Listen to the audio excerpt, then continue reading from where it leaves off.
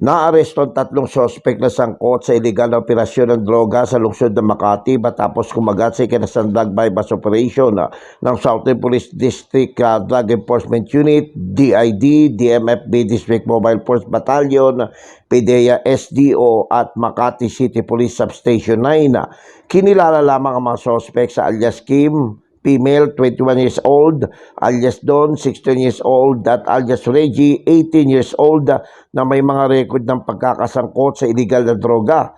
Isinagawa ng mga otoridad ang operasyon pasado alas 5 ng hapon kahapon sa kahabaan ng Adela South Sea, Barangay Rizal, Makati City matapos kumagat ang mga ito sa pain ng otoridad. Nakumpiska sa mga sospek ang 13 sachet ng hinihinalang shabu na may timbang na 55 gramo na nagkakahalaga ng 374,000 pesos.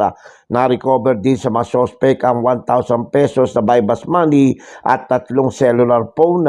Naharap naman ng 3 sospek sa paglabag sa Section 5, 11 at 26 ng Article 2 ng Republic Act 9165 o paglabag sa Dangerous Drugs Act of 2002. Pinuri naman ni Southern Police District Director Police Brigadier General Mark Pespes ang mga otoridad sa pagkakaaresto sa 3 sospek na pagpapatunay lamang aniya na puspusa ng ginagawang aksyon ng SPD para masawata mga ipinagbabawal na droga sa kanilang nasasakupan.